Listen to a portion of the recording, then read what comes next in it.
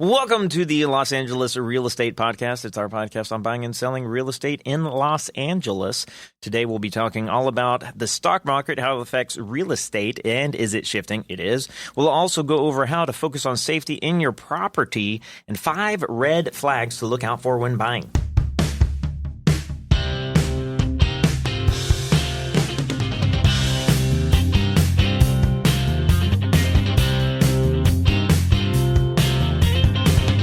Safety first, you know?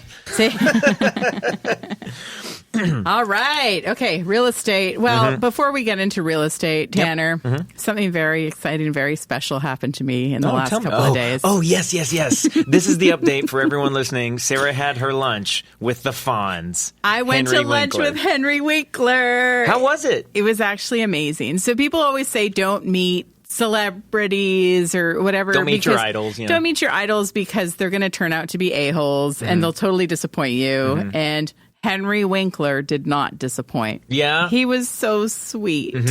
And he actually, so I brought my husband and I was on the fence a little. Sorry, honey, but I was just because Clark is very quiet. And I was like, oh, is he going to be, I need someone to real be peppy. You got to get the juice out of the Winkler. Yeah, I know. But they bonded. Really? Really bonded. It was actually very sweet. And Henry really liked Clark. Yeah? Yeah, it was really awesome.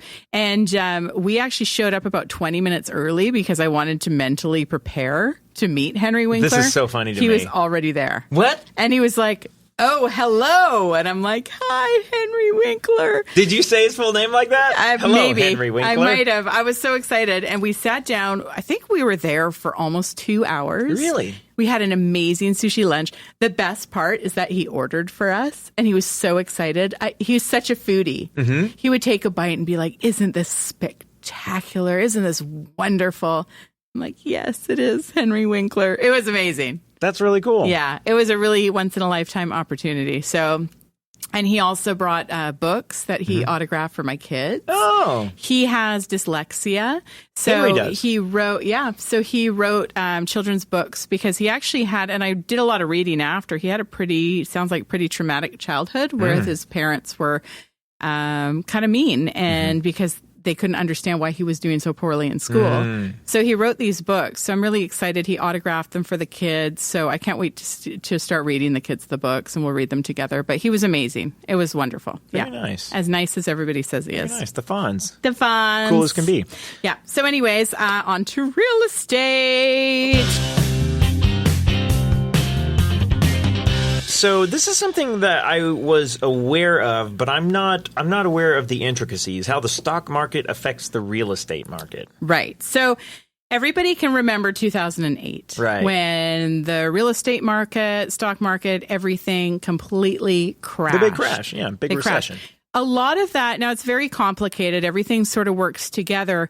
The difference between now and then is then in 2008, when the stock market crashed, a lot of people had really high-risk adjustable rate loans. Oh, yeah. The banks were giving out all these ridiculous loans. Right. And a lot of people didn't really understand their loans. They didn't understand that, for example, there might be a prepayment penalty, which basically means if you pay your loan off early, there's a big fee attached to that. Those are sort of gone now. We don't see those very much anymore. But people didn't realize what they were told is, hey, get this adjustable rate loan because you know what? Your house is just going to keep going up in value. So in 5 years, if rates go way up, doesn't matter because you could either sell your house and get money out or you can refinance. But then a lot of people lost their jobs. And guess what happens if you lose your job? You can't refinance your house. So a lot of people couldn't sell. People's mortgage payments went from $2,000 to $5,000. I mean, crazy amounts of difference in mortgage payments. And a lot of people lost work. And we know what happened. I mean, it was a really scary time. So the difference between now and then is most people now have refinanced to a 30-year fixed mortgage. So what we think is going to happen, we have these big analysts at Keller Williams. And basically any analyst right now is saying that we're due for a stock market crash and we're due for a recession. And there's a lot of predictors that are telling us that is going to happen. Now, I get asked all the time, how is that going to affect real estate?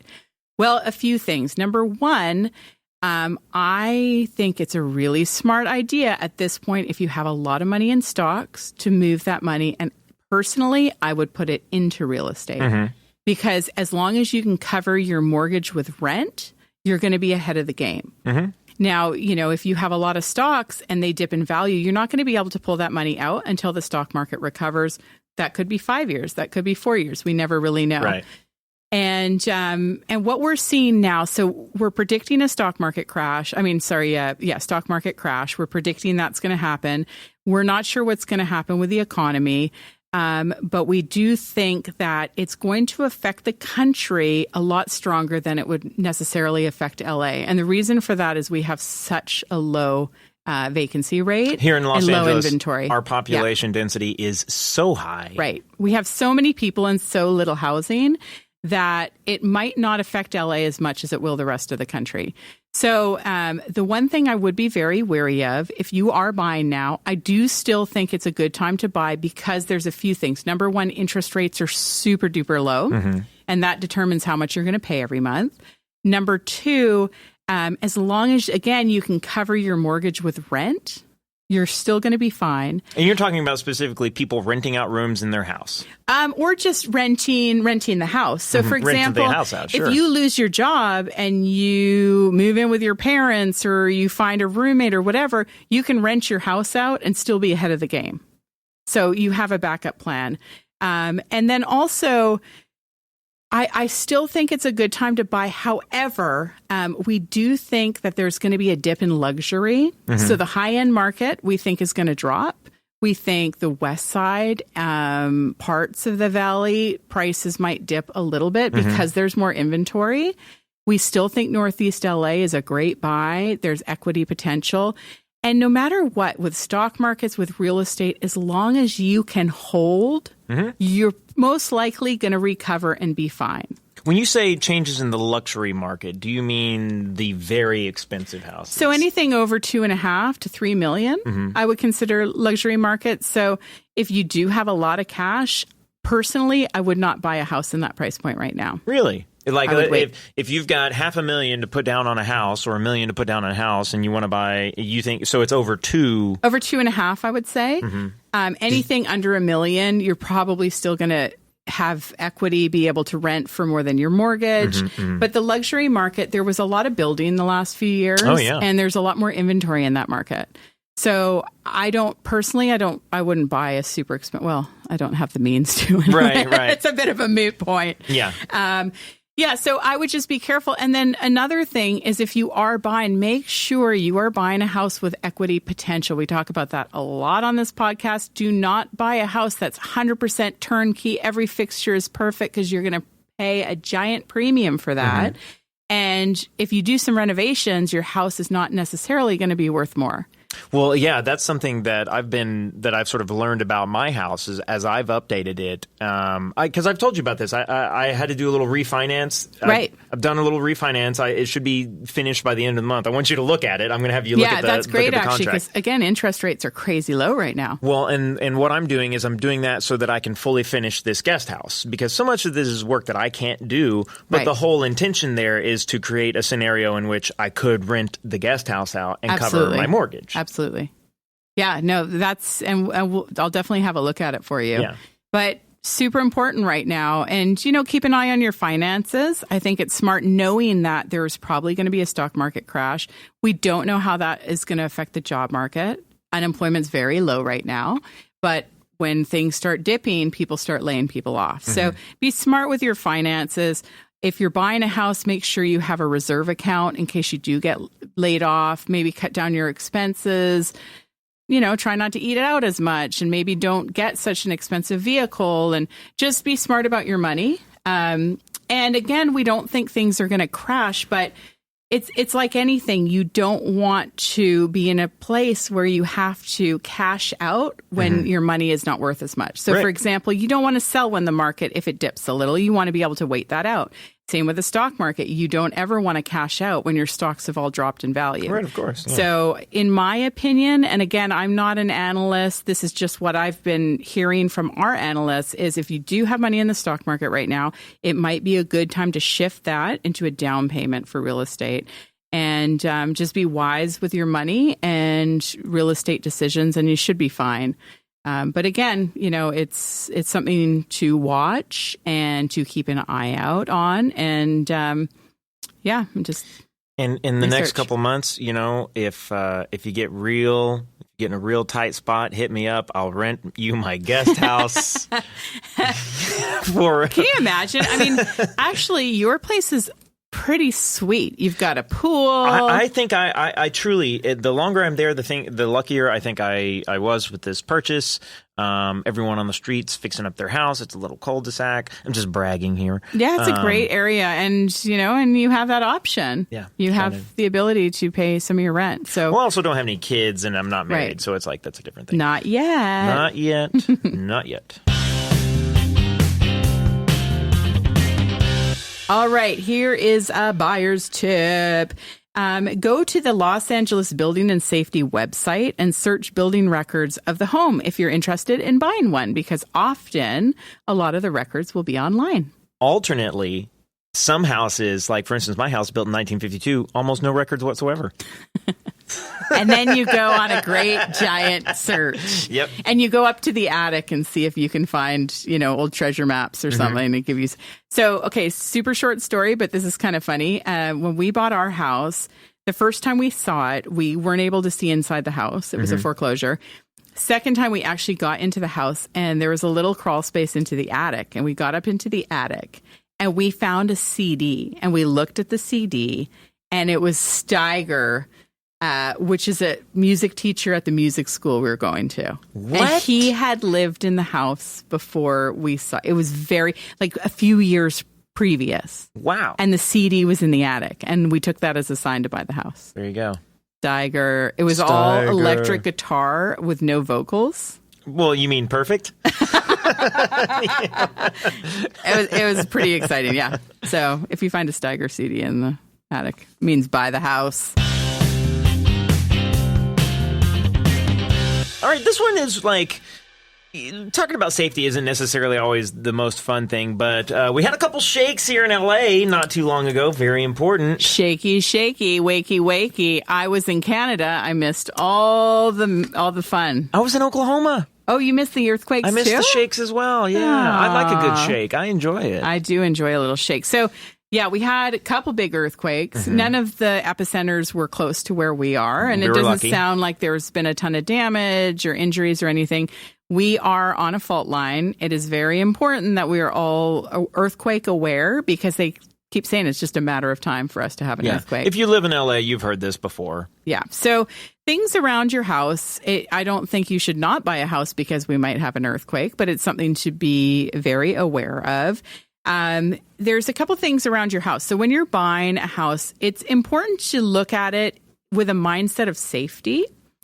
For lots of different reasons. If you have children, obviously you want the property to be safe. But if you don't have children and you have a friend that does have a child and they bring them over, you're not really thinking in the same mindset as a parent. Oh, yeah. So there's a few things you want to keep out for. One of the biggest things, and I see this a lot in LA because we have a lot of hillside view properties, is outdoor patios and decks.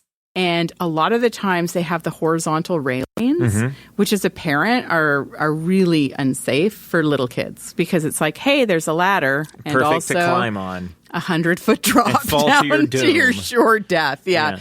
So when you're looking at a house, these are things to be aware of. Sometimes when the appraiser comes out, they will flag things at the property that they think are unsafe and have...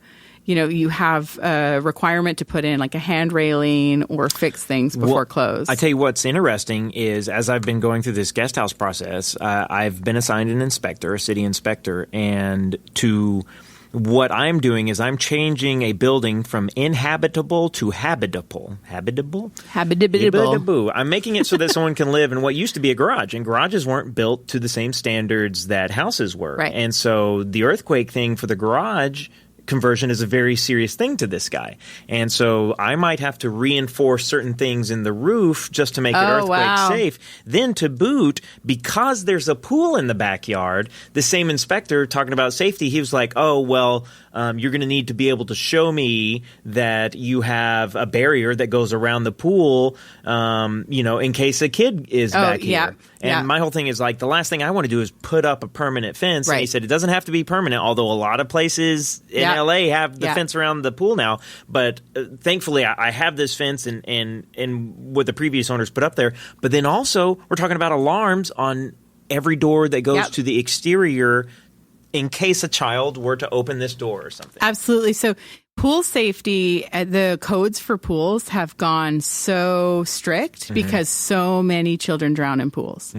And it just takes a minute. It really, really does. So, a lot of now you can get alarms on the doors, an alarm on the pool, fencing. I mean, kids It's mandatory. Yeah. Kids, he told me I won't be approved unless I show that I have Kids this. are so sneaky. They will sneak They're out. They're trying to kill themselves. They really are. That's the hardest part about being a parent, is trying to prevent all these accidents all the time. So if you do have a pool, that is something to really, really, really, really focus on, the safety of your pool. A lot of pools now, you can't have a diving board anymore. Most pools have had them removed because somebody gets drunk at a party and tries to do a cannonball and breaks their neck. But they're so fun. Amazing. Super fun. Another thing you want to kind of look at is the access in and out. We have a lot of these narrow, steep roads. So where are the fire hydrants? Is there access to your property? We had, before we bought our house, one of our neighbors at the top of our house property. Street? Yeah, thank you. Street. It's been a long day. Their house burned down because the fire trucks could not get up the street. What? Yeah, they couldn't get up. There was cars blocking the sides. It was not wide enough for them to get up. So they basically couldn't do anything. They got out the marshmallows and just watched it go down. Weenie roast. Yeah. Wow. Isn't that crazy? Something to keep in mind. And we do have these areas of LA that are considered very extremely high brush fire areas. Oh, we just had the fires last year. Yep. Yeah, big fires. So Glendale, there's a huge part of Glendale with tons of brush. It's actually really hard to get insurance carriers that will insure your properties. Really? Yep. And Mount Washington, same thing. So not the end of the world, but important to know, also important to understand what sort of maintenance you should do around your property to make it as safe as possible. Because we have fires, we have earthquakes. We don't have any really dangerous, not really dangerous snakes and crocodiles and stuff, right? I mean... That's the good point, right? We don't have any really dangerous snakes, though. We have fires, we have earthquakes, but not really. Well, I guess there's rattlesnakes. I mean, rattlesnakes. There's definitely rattlesnakes. But the thing about LA is you have to... I've seen 2 coyotes, by the way, in the last week roaming the streets. Oh, yeah. We have coyotes everywhere around our area. But they're just hungry. So also, really important with your house, keep your kids away from the coyotes as well. That's true. Make sure you have a good first aid kit in your house. You have supplies. We talked about this before, but a big hot water tank is great because you have 60 gallons or 55 gallons of clean drinking water. Make sure that you have supplies because they actually say in a disaster, it's not the day that it happens where most of the injuries or issues. It's the following 4 days where people don't have access to clean drinking water or things are a little bit more hazardous. So understand where your gas line is and your gas shutoff is. Understand where you're safely storing water. And there's a really amazing program called Map Your Neighborhood. And I actually did this at my house. So you can volunteer to host a meeting on your street and they give you invitations to give to your neighbors. You invite your neighbors over and there's someone that'll come and do a presentation on what to do in a disaster. And most of it is actually geared towards earthquake. And they give you booklets. It's really neat. And there's a lot of things that I didn't know. Like, for example, they say one of the most important things is by your bed to keep a backpack with some supplies, a good pair of running shoes, and a hard helmet. Because when the people that get hurt after disasters, it's from falling debris, it's from broken glass. So if you have a kit like that, Also, they say one of the first things to do if there's an earthquake is every house has a fire hydrant. You run outside and you put your fire hydrant on the street. And that anyone who has a fire at their house has access to a lot of fire extinguishers, on the street. And then another thing with this package that they give you is a piece of paper and it says, we're all okay, or underneath it says help or something. So what you can do is you actually just put it on your front window and it shows people, don't bother searching here, we're all okay. And then they gather you around, they find your special skills. So for example, on our street, I said, I'm great with kids. I have my own kids. We have a really great backyard. So if there's a disaster on our street, all the people walk their children down to my house as long as my house is okay. I take care of the kids, and there's about 4 or 5 people that have volunteered to be the searchers. So if any houses have a lot of damage on the street, there's a couple people with elderly parents that they'll go searching and making sure everybody's okay. But it's a really amazing thing to have a plan as a neighborhood. And also, it's Murphy's Law. If you're prepared, nothing's ever going to happen. If you're not prepared, something will. I'm really glad that you guys are prepared, because I feel like that's helping out everyone on my street, because we have not had this meeting. Yeah. And then, and it's called Map Your Neighborhood, and you can look online. You can also reach out to me, and I can do an introduction on some of the hosts that will host the meeting. It's free. And it's actually, they're trying to promote it because they really need these on-ground boots helpers if there is an emergency, because there's not going to be, they think it'll take 4 days or to 5 days for the authorities to reach everybody. So really the most important thing is working together as a community to keep everyone safe. So not the most exciting, happy topic, but it's something that everybody should be aware of. Worth talking about. That zombie apocalypse is coming. It's coming for you. All right, we got a buyer's tip for you. Look up the crime map and statistics online for any property that you are interested in. This is a very simple thing to do. You just Google it, and you can find a creepy long list of all of the crimes that have taken place in weeks and months and years previous. Especially if you're not familiar with a certain area, because LA, as we've said before, is so block to block. So you might have one street that's really great, and then another street 2 blocks away where there's constant issues. Well, and what's great is this is a very real thing. It's all based on like police reports, and so you'll find out if there's been a lot of car break-ins, for instance. So you know not to leave your phone, your iPad, and your wallet on the front seat with your car unlocked. Truth.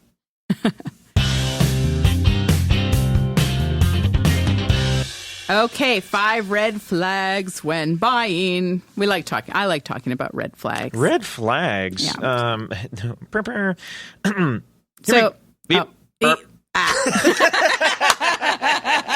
Okay, red flags. Here, I'll read number 1 here. An unusual listing history, or the house has fallen out of escrow. Right. So, now listen, sometimes there can be a house, someone places an offer, it gets accepted, and within the first week, the buyers just decide to walk away. Yep. Happens. It happens.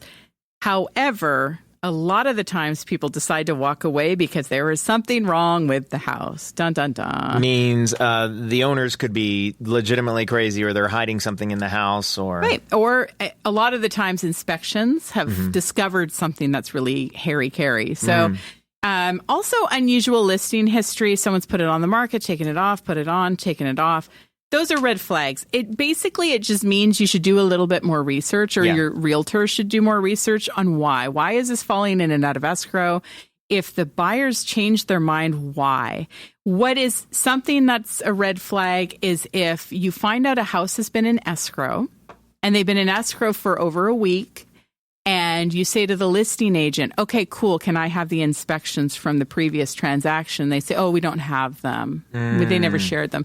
That's always a red flag to me. The disclosures, when you go into escrow, you get disclosures, and previous inspections are part of those disclosures.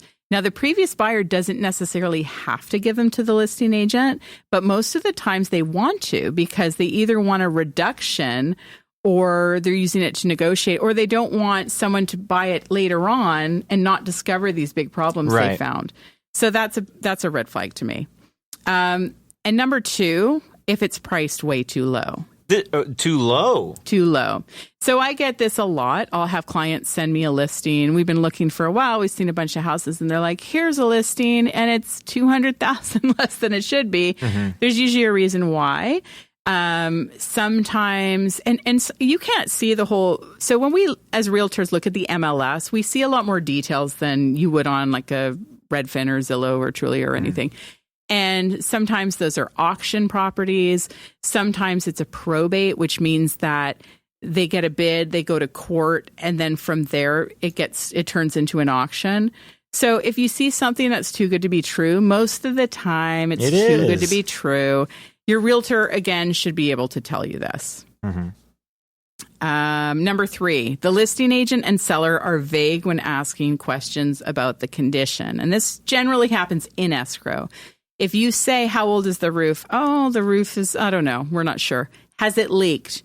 Well, the seller hasn't really spent that much time in it. And if they're skipping around a direct answer, it means sometimes they're not being fully transparent about something. And I feel like I have a pretty good sense when it comes to someone not being fully truthful. When people aren't direct. Right. They're being shady. Yeah. And legally you have to disclose. So sometimes sellers try and get around that by just being very vague, which is why if somebody says, oh, yeah, I guess there was like a leak, but they don't really remember, really narrow down specifically when was the leak, what happened, who did you call out, what was the response, did you do any repairs? This is the time to be very detail focused. And not all sellers do this. I mean, people generally, for the most part, are good, but a couple, a few bad apples are in the bunch, and you just have to be careful and protect yourself. I feel like this next one's related. It's been on the market for a really long time. Yeah, same thing. Obviously, there's a reason. There's a reason it's been on the market. Occasionally, we have issues with tenants. So somebody will have a listing and they're renting it out, and there's a major issue with the tenants. And that sometimes can be a reason why a house sits. That's especially true with duplexes. Because it's difficult to get somebody out. Right. So they'll say, and I've had this happen before with properties. I call the listing agent. Yeah, make an appointment, show up, and the tenants won't unlock the door.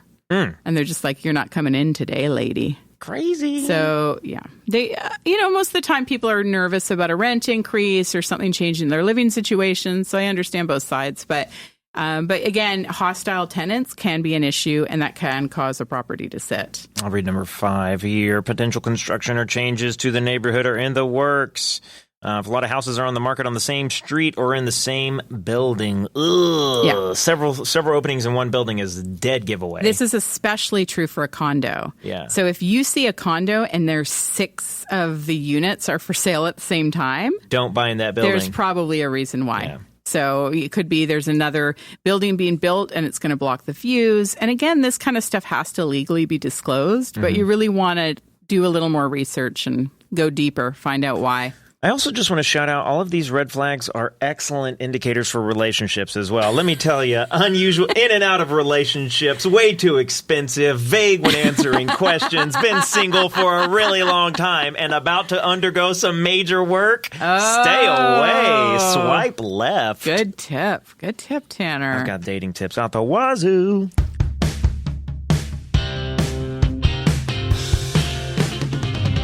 Thank you so much for listening to the LA Real Estate Podcast. The one and only. Yeah. So, hey, guys, we're on a ton of different platforms. So if you really want to mix it up, you can. We're on Apple Podcasts. We're on Google Podcasts, Stitcher, Spotify, YouTube, Player FM, and iHeartRadio. iHeartRadio took us. I do heart radio. I also heart the radio. Also, you know what you can do, guys? You know what we'd really like? Some favorable reviews, 5 stars. Hello, like an Uber or a Lyft, taking you where you need. We are delivering you to your house, just like an Uber or a Lyft would. All right, guys. Well, thanks for joining us. You've been listening to the LA Real Estate Podcast. I am your host, Sarah Skelton. With I'm Tanner me Thomason. is this man over here, T squared. Thanks for joining us, and we'll see you on the next one. All right, bye.